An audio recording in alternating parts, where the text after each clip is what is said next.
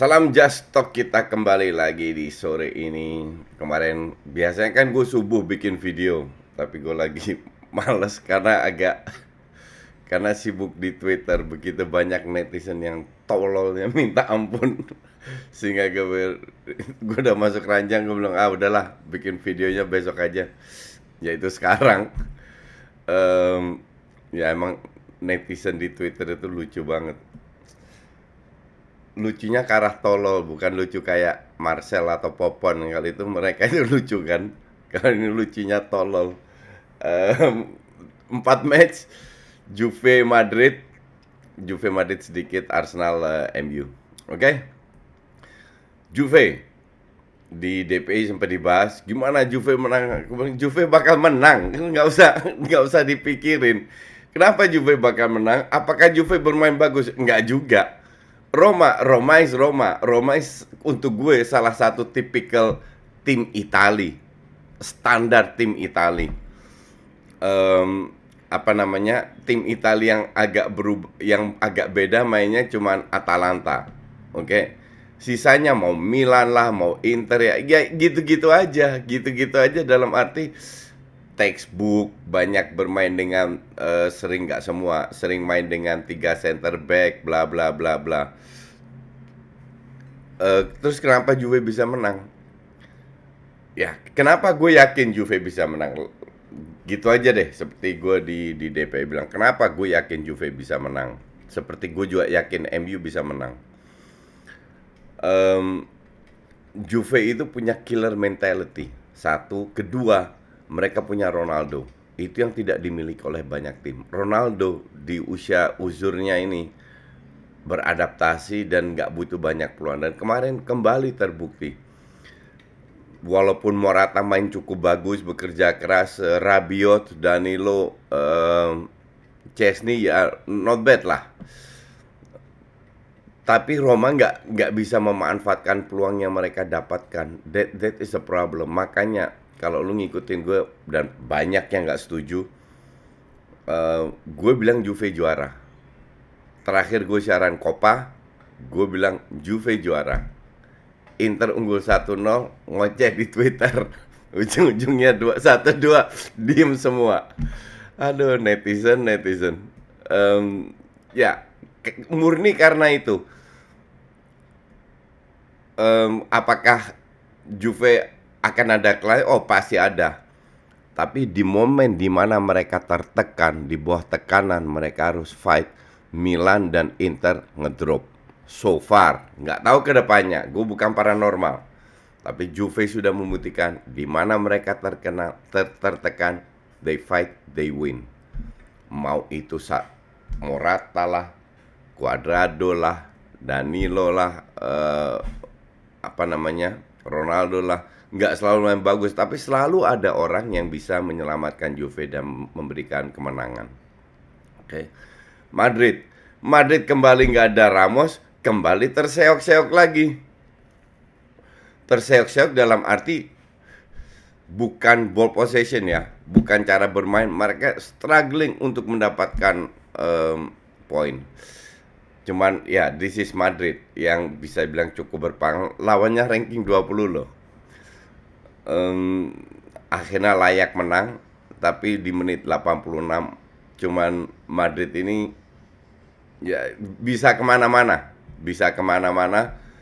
Seringkali mereka layak menang, main bagus tapi nggak bisa menang. Kali ini mainnya ya nggak bagus-bagus amat, tapi mereka bisa menang. Nah, membuat papan atas. Sebenarnya Madrid, Barca ini kalau gue bilang sih kemungkinan besar akan pelan-pelan ke meroket terus lah. ATM ini yang gue tunggu. ATM gue tunggu turun. Sekali turun, feeling gue akan 2-3 match turun beruntun. Kita ke Arsenal dulu, baru ke MU. Banyak netizen, terutama fans MU dan Liverpool, sedikit Chelsea, yang nunggu Arsenal kalah bisa ngetawain gue. Hahaha, Arsenal kalah. Untuk kita, dan gue yakin gue bicara atas nama banyak fans Arsenal, kalah itu kita udah nggak begitu menyakitkan atau kecewa. Tapi kita lihat proses. Dibanding waktu mereka kalah beruntun 6-7 match itu, kemarin mainnya bagus. Kalau dibanding ya. Cuman not good enough untuk bisa mencetak banyak big chance dan create peluang. Golnya itu gol dari apa sih? Itu kan gol yang bisa terjadi terhadap semua pemain. Jadi kalau disalahin Cedric, gue nggak setuju. Cedric juga nggak main jelek kok. Kecuali kalau banyak pemain jelek. Sebenarnya dibilang siapa yang main jelek? Bellerin. Nggak ada yang bener-bener jelek. Cuman ekstra nilai tambah yang dimiliki oleh PP, oleh Emil Smith Rowe, oleh Bukayo Saka di 6-7 match sebelumnya nggak begitu kelihatan. Jadi nggak ada ekstra nilai tambah sehingga Aston yang parkir base itu bisa dibilang bisa menang semua serangan. Sehebat apa sih Aston? Dapat 1 gol juga kesalahan dari Cedric, ya kan? But it happens. Dan kali ini nggak bisa cetak gol, kalah is okay. Cuman caranya itu untuk gue sih sangat positif. Untuk kedepannya nggak ada masalah, positif lah. Sama kayak first half lawan Wolves, diobok-obok gitu Wolves, begitu banyak peluang sampai kena kartu merah.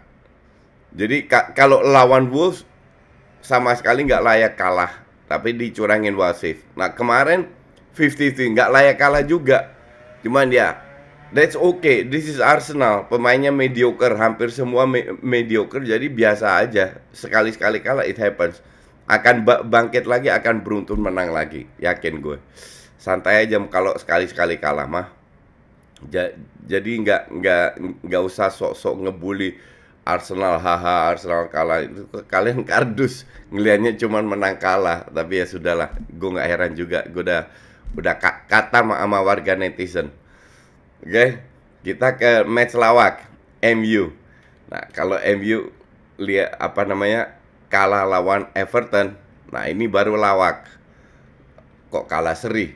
Seri ini kehilangan 2 poin ini untuk gue sama kalahnya. Kenapa? Lu main di kandang, lawan lu Everton, 2 kali unggul, berkat lawaknya lini belakang, kehilangan 2 poin. Gue berkali-kali bilang, MU kembali membuktikan bahwa mereka tidak punya mental juara. Sesimpel itu. Tekanan ini di atas nih. Kalau seandainya mereka kemarin menang, poinnya sama City walaupun ketinggalan 2 match ya. Mereka memberikan tekanan terhadap City. Tapi pressure every match untuk bisa mendekati City, they cannot cope it. Mereka nggak bisa menghandle itu. Dan kemarin terbukti lagi. Oke. Lihat gol pertama. Crossing, bukan sebuah set play. Crossing ke 2 pemain MU kok nggak salah depan. Ada Cavani, dapat dari Rashford by the way. Gol, keren. Crossingnya bagus, persis di atas kepala Cavani. Defense-nya agak longgar, but it's okay, it happens. Gol 1-0. Gol kedua, nggak ada set play, nggak ada apa. Ini murni pure individual class daripada seorang Bruno. Oke, udah kita bahas. Dan kipernya itu Hobbit. Kenapa gue selalu bilang kiper Hobbit? Ini juga dibikin ribut sama netizen. Oh, kipernya bukan, karena gue selalu bilang si Pickford kan, bukan ini kipernya 196. Come on. Jangan terlalu tolol bisa nggak? Pickford itu 185 tingginya. Beda 3 cm sama Oblak. Oke. 185 itu bukan Hobbit. Kenapa gue selalu bilang dia Hobbit? Karena lompatannya. Olsen boleh 196, nggak bisa lompat juga. Jadi berapa tingginya itu nggak ngaruh. Oblak bola rugby aja ditangkap sama dia dengan hanya 188. Kenapa? Karena dia lompatannya bagus. Sama kayak Victor Valdes, Hobbit juga. Bola atas selalu katrok. Nah, kemarin mau si Olsen mau itu dua-dua Hobbit, karena dua-dua nggak bisa lompat, bukan karena tingginya. That's why gue, aduh, bener-bener. Dan itu banyak ya. how stupid are they? Mereka mencoba membuli gue dengan alasan ini itu, dibilang gue ngeles. Buat apa gue ngeles? I have no reason. Semua yang gue katakan itu ada dasarnya. Kalian aja terlalu tolol untuk memahami itu. Masa Pickford 186 gue bilang Hobbit? Karena dia nggak bisa lompat, pinter. But anyway, terserah lah. Kan kalian semua bebas membuli. Biar tambah sering gue difitnah, tambah lebih banyak rezeki gue. Oke? Kita lihat golnya. 2-0 unggul. Emang Everton main bagus? Gak sama sekali. MU lebih mendominasi, lebih menguasai. Emang Bruno main bagus di luar gol itu? Enggak juga. Dia bermain seperti ya rentetan 5-6 match yang dia lakukan. Ini diskusi soal Pogba. Gue udah bilang, Ole biasanya sepakat sama gue. Cara idenya ya, memainkan Pogba. Gue akan mainkan Pogba. Pogba cedera, ganti Fred.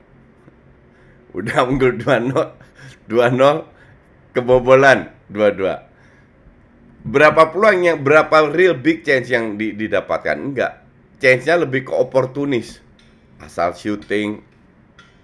Rashford berapa kali dribbling hilang.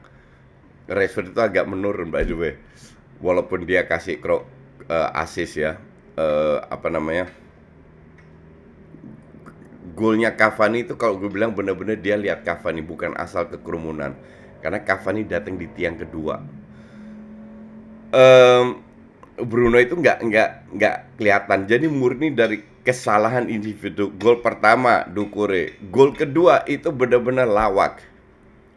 Gol ketiga bola atas kekerumunan McTominay dari MU 3-2. Gol ketiga Everton sama. Jadi 3 gol dari free kick, dari bola mati.